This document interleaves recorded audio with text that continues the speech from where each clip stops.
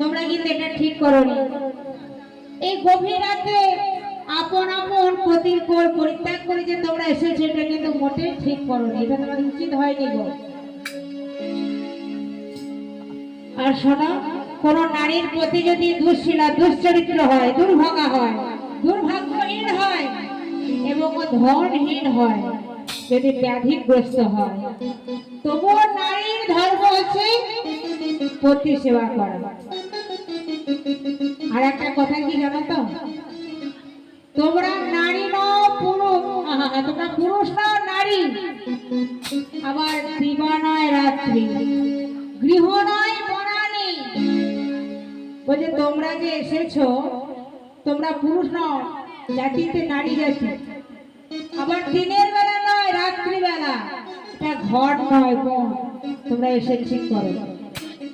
আচ্ছা মায়ের একটা কথা বলি, এই যে বাবারা আমাকে বায়না করতে যখন যায় যে দিদি এই দিন আপনাকে দুপালা গান করতে হবে, আমি বললাম ঠিক আছে গান করতে যাব।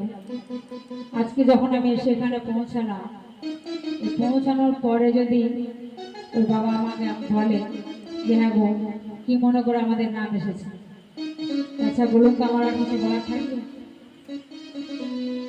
তখন গোপীগণ বলছে শোনো, তোমার এই নিষ্ঠুর বাণী আর তোমার ধর্মের ভূমি তুমি ঘোরায়। কোন এক গোপী বলছে এখন পরম ধার্মিক ভগবতী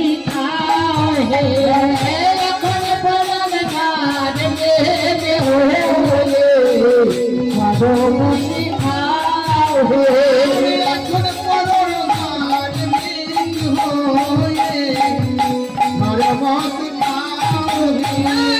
ভালোই ভালোই সোনালে ধরম কথা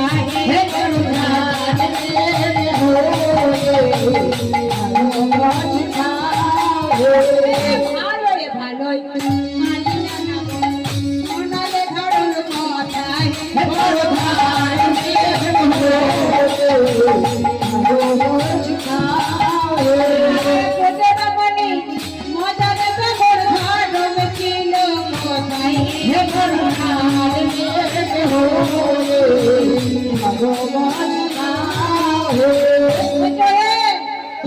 তুমি তো এখন দেখছি বড় ধার্মিক হয়েছ, আর তাই তো দেখছি তুমি বড় বড় ধর্মের বলি ওড়াচ্ছ, তাই ও ধর্ম তোমার চরণ তলে থাক, দরকার নেই।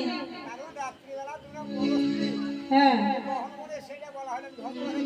আচ্ছা, তা তোমার তুমি যে বললে পরবর্তী ভজনা করার কথা বলে পতির কোল পরিত্যাগ করে এসেছি, তাই তো তুমি ধর্মের বলি ওড়াচ্ছ না? বলছে শোনো, চোরের মুখে ধর্ম কথা শুনতে হাসি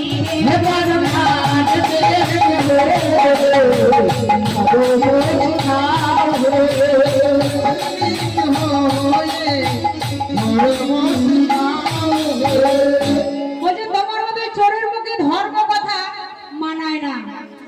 হ্যাঁ তোমার ধর্ম কেমন জানো, বর্জিত কথিত ধান্ডাম না বড় হাতে অঙ্কুরা, মানে বোঝো?